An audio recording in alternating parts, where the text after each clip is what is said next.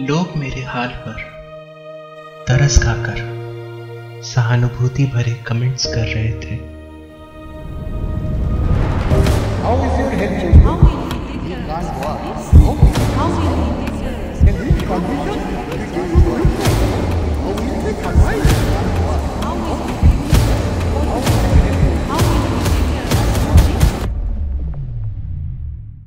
6 सालों तक मैंने खुद को एक छोटे से कमरे में कैद कर रखा था।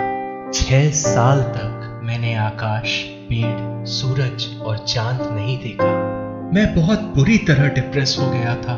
ये सब मेरे लिए बहुत ही कठिन था। मैं अंदर से टूट चुका था।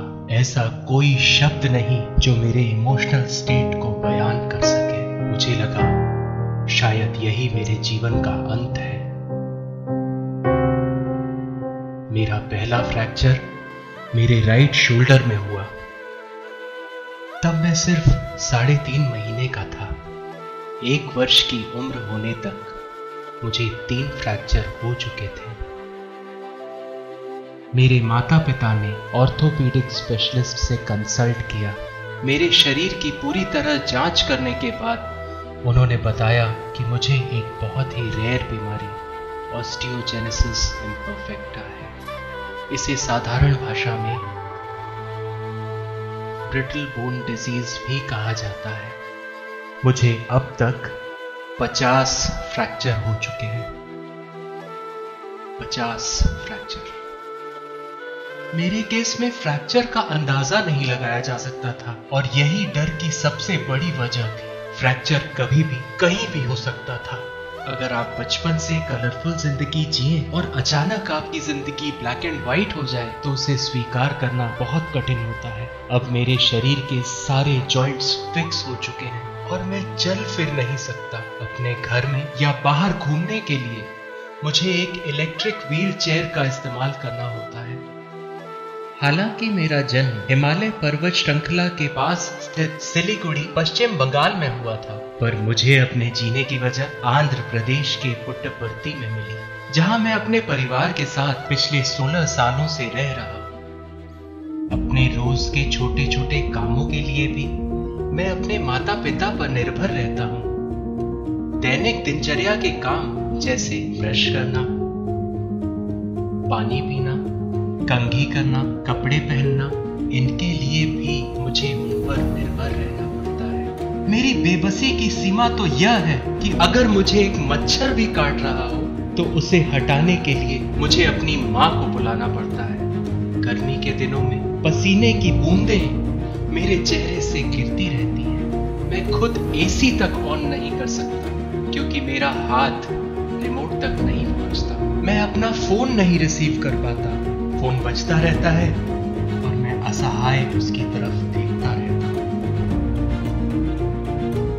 मुझे अपने लैपटॉप पर एक वर्चुअल कीबोर्ड दिखा जिसके बारे में मैं नहीं जानता था। क्योंकि मेरे हाथ लैपटॉप के कीबोर्ड तक नहीं पहुंचते, मैं वर्चुअल कीबोर्ड की मदद से टाइप करता हूं। अब मैं इससे काफी तेज गति से टाइप कर लेता हूं, जिसके लिए मुझे विख्यात लिम्का बुक ऑफ रिकॉर्ड्स में किसी दिव्यांग द्वारा एक उंगली से सबसे तेज टाइप करने के लिए स्थान भी मिला है। मेरे द्वारा बनाए गए सभी ग्राफिक डिजाइन, वीडियोस, सभी केवल मेरे बाएं हाथ की तर्जनी उंगली का इस्तेमाल कर बनाए जाते रहे।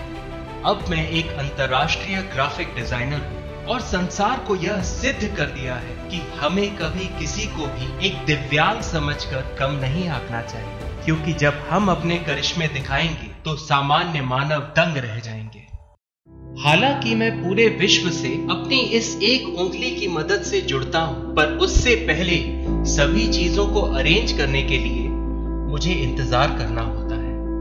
मेरे माता पिता और मेरा भाई इसमें मेरी मदद करते हैं। वे मेरी जिंदगी हैं। घंटों लगातार बैठना वैसे ही आसान नहीं होता और मेरी बाईं जांघ पर जो गांठ है वो इसे और भी कठिन बना देती है। किसी भी संगीतकार के लिए सुनना बहुत ही महत्वपूर्ण होता है, पर यदि मैं अपने दाएं कान में अपना हियरिंग एड ना लगाऊं तो सभी बातें मेरे लिए मूक हैं। क्योंकि मैं अपने बाएं कान से कुछ भी नहीं सुन सकता। माँ!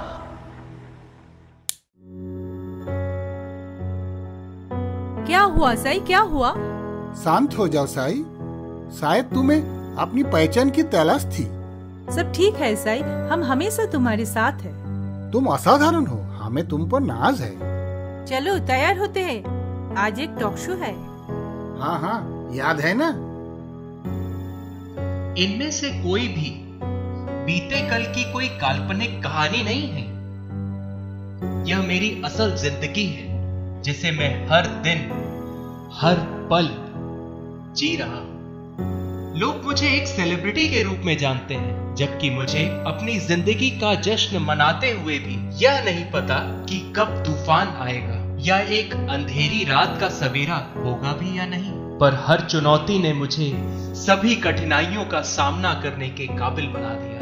जिंदगी ने मुझे दो रास्ते दिए थे। पहला, कि मैं अपनी सारी जिंदगी आराम से गुजार दूं, और दूसरा कि मैं अपने जज्बे से भरे इस जिंदगी के सफर को आप सबके साथ शेयर कर सकूं। मैंने दूसरा रास्ता चुना। मेरी हड्डियां जरूर कमजोर हैं, पर मेरा दिल कमजोर नहीं है। इस सफर को जारी रखने के लिए मेरा दिल काफी मजबूत है। आज मैं एक अंतरराष्ट्रीय ग्राफिक डिजाइनर हूं, एक सर्टिफाइड हैप्पीनेस कोच हूं, एक लेखक, एक मोटिवेशनल टेडेक्स स्पीकर हूं, एक गायक और रचयिता हूं, एक एंटरप्रेन्योर हूं। 14 से ज्यादा वर्ल्ड रिकॉर्ड है। लोग मुझे व्हीलचेयर वॉरियर ऑफ इंडिया के नाम से जानते हैं। फैमिली पीस के लिए गुडविल एंड ग्लोबल एम्बेसडर हूं और हैप्पीनेस अनलिमिटेड का फाउंडर हूं। क्या आपको ये एक हैप्पी एंडिंग लगती है? पर मेरे अधिकारों, मेरे सपनों और मेरे जैसे अन्य लोगों का क्या? हमारे जैसे दिव्यांग लोगों को समाज में बहुत कम प्रोत्साहन मिलता है। हर दिन अपने आसपास में कई ऐसी चीजें देखता हूं जो हमारे अनुकूल नहीं है, जैसे सार्वजनिक जगहों पर रैंप न होना, जिससे मेरी गति पर विराम लग जाता है। यह लड़ाई आसान नहीं है। जिंदगी हर पल नई चुनौतियां दे रही है। एक प्रेरणादायक कहानी को बयान करना आसान है, पर कभी किसी ने ऐसे जीवन का 1% भी जीने की कोशिश नहीं की जिसमें इतने अधिक उतार चढ़ाव है। पर फिर भी इस सब के बीच अपनी इस इच्छा शक्ति के साथ इस संसार की सभी क्षमताओं को पाने के लिए हम दृढ़ संकल्पित खड़े हैं। और कब तक ये समाज मेरे साथ इस प्रकार का भेदभाव करेगा? और कब तक दिव्यांग बच्चों के माता पिता उन्हें सहारा देने से कतराएंगे? क्या हम में इतनी काबिलियत नहीं कि हम आप जैसे बन सकें? क्या हम एक रैंप शो पर चलने जैसे खूबसूरत नहीं? हर बार हम ये सारी सीमाएं पार कर आगे बढ़ना चाहते हैं, ये समाज हमारे सामने भेदभाव की दीवार खड़ी कर देता है। अच्छे से कम्युनिकेशन नहीं, हवाई यात्रा में ठीक साधन नहीं, एक आजाद जिंदगी जीने के लिए कोई सुरक्षा नहीं। फिर भी हम आज यहाँ आपसे ये कहना चाहते हैं कि हमारी आलोचना न करें। अगर आलोचना करनी ही है तो आप हमारी कुशलता को लेकर बात करें, क्योंकि मैं सिर्फ एक दिव्यांग नहीं, एक लिमिटेड एडिशन हूं।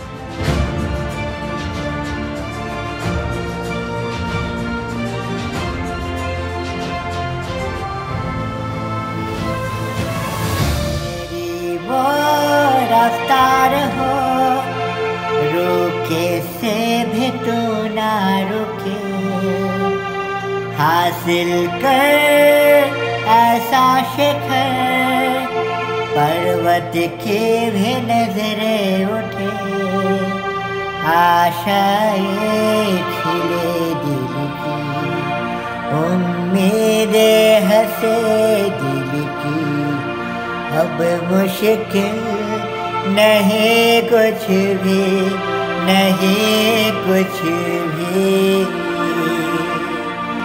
आशाएं